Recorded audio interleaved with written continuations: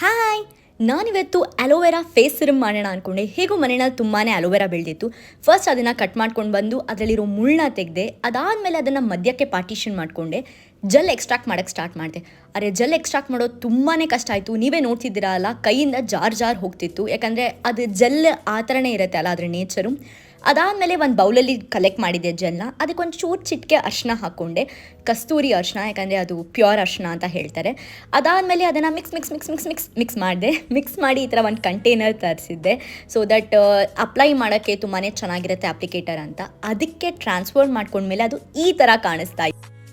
ಈಗ ಏನೋ ರೆಡಿ ಆಯಿತು, ಬಟ್ ಅದನ್ನು ಎಕ್ಸ್ಪೆರಿಮೆಂಟ್ ಮಾಡಬೇಕಲ್ಲ, ಸೊ ಟ್ರೈ ಮಾಡೋಣ ಅಂತ ಟ್ರೈ ಮಾಡಿದೆ.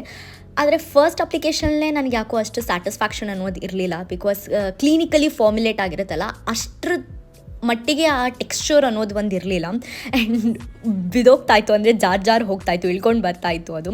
ಅದಾದಮೇಲೆ ಹಂಗೂ ಹಿಂಗೂ ಮಾಡಿ ಅಪ್ಲೈ ಮಾಡಿಕೊಂಡೆ. ಒಂದು ಸತಿ ಅಪ್ಲೈ ಮಾಡಿದ್ದು ಸಾಕಾಗಿಲ್ಲ ಅಂತ ಇನ್ನೊಂದು ಸತಿ ಅಪ್ಲೈ ಮಾಡಿದೆ. ಆ್ಯಂಡ್ ಅಮೌಂಟ್ ಕೂಡ ನಾವು ಯೂಶ್ವಲಿ ನಮಗೆ ಏನು ಸಿಗುತ್ತೆ ಫಾರ್ಮಸಿನಲ್ಲಿ ಅದಕ್ಕಿಂತ ಜಾಸ್ತಿ ನನಗೆ ಬೇಕಾಯಿತು ಇಲ್ಲಿ ಒನ್ ಟೈಮ್ಗೆ.